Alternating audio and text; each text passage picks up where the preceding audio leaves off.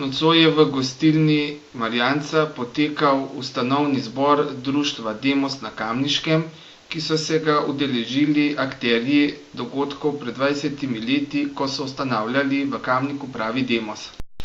Nekdanji predsednik kamniškega Demosa in sedaj eden od iniciatorjev društva je o tem povedal. Zakaj ste se odločili za ta korak? Ja, vse do tega koraka smo prišli zelo nekako počasi. Spomladi smo pripravili knjigo Demos na Kamniškem, ki je bila lepo sprejeta. Torej ne samo med nekdanjimi člani te koalicije Demos, ampak tudi med ostalimi občani, tako da smo v tem trenutku skoraj več kot 500 izvodov te knjige na nek način prodali ali pa na druge načine spravili med ljudi. Ljudje so bili zelo zadovoljni ravno zato, ker smo s tem odprli neko vsebino, ki je bila žal na nek način kar nekako zamolčana. Zadnja odločitev, da se društvo ustanovi, pa se je zgodila ob rok praznovanja državnega praznika junija meseca, ko smo videli, da pravzaprav ta tradicija, ki jo je Demos iz tega praznovanja imel na Starem gradu še tam do leta 96, je v Kamniku izumrla.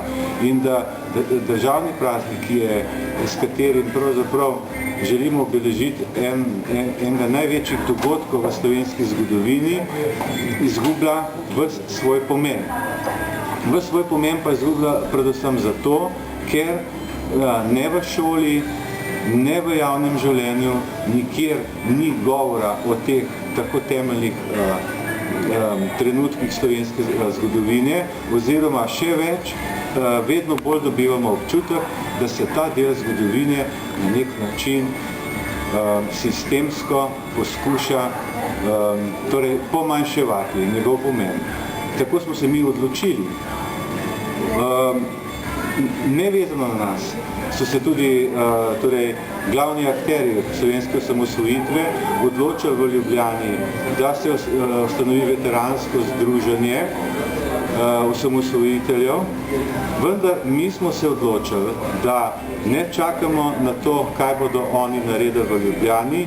Mi smo se odločili, da takoj po končanih volitvah v Kamniku to društvo ustanovimo. In današnji večer poteka ustanovni zbor tega društva in jaz osebno sem presenečen nad številčno udeležbo. Torej, udeležba je pomembno presegla moja pričakovanja, tako da menim, da bo to društvo, ki bo imelo velik pomen za to, da se ne ohranja spomin na samo osamosvojitev. Mi bomo poskušali tudi prenesti te vrednote, ki so središčne slovenske vrednote, to je neko temeljno vrednostno središče Slovenije, prenesti tudi na mlajše generacije. In še ena stvar, ki je izjemno pomembna, je ta, da to društvo ni zaprto znotraj tistih, ki smo takrat tako ali drugače sodelovali pri osamosvojitvi in pa demokratizaciji slovenskega prostora. Mi ustanavljamo društvo, ki je odprto do vseh, tudi do mlajših generacij, ker želimo poudarjati vrednote tega časa.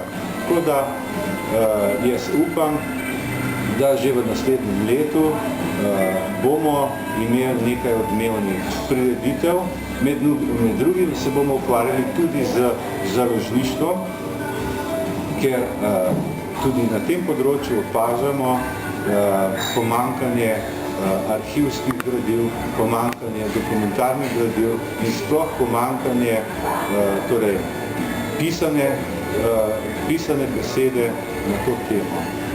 Ne nazadnje, mi se lahko v Kamniku pohvalimo s tem, da sta letos v Kamniku izšle dve knjigi.